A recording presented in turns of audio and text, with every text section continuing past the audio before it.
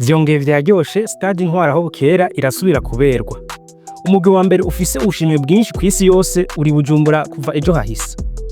Ahly kuva muri Egypt ije gukina n'ingwanyi z'Makamba mu rukino rwo mu muci wa kabiri mu nkino za Champions League ya Afrika. Aigle Noir izokwakira uyu mugwi ku kibuga intwari. Ni nyuma yuko ihanganirije na Asas Djibouti Telecom ubusa ku bundi mu rukino rw'umuce wa mbere w'iryo higanwa nyene. None izosubira kwigaragaza imbere y'abakunzi bayo. Iki kiragoye kwemeza. Ahly niwo mugwi ufise ibikombe vyinshi mu higanwa rya CAF Champions League buce bahuriramwo na Aigle Noir aho ifise record y'ibikombe 12.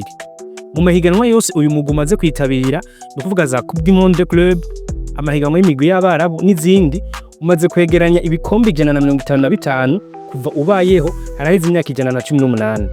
Ikindi cyo gutirengagiza nuko 80% y'abagize umugwi wa Ahly aribo basanzwe bakinira no mugwi serukira gihugu wa Egypt uherutse no kuronka itike yo kuzokwitabira Coupe du Monde ya 2026. Hambavu y'ivyo vyose rero Ahly uri mu migwi izimvye kw'isi.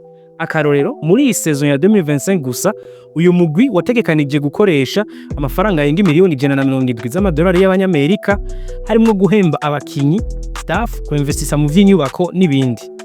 Ni mu gihe agaciro kayo nko kwifuza kuyigura canke kwishiramwe imitahe gahagaze ku miliyoni zirenga 30 mu mafaranga y'amanyaburayi. Ariko rero abahinga bavuga ko muri football atakidashoboka kuko umupira udonda. Birashoboka ko Aigle Noir itsinda Ahly.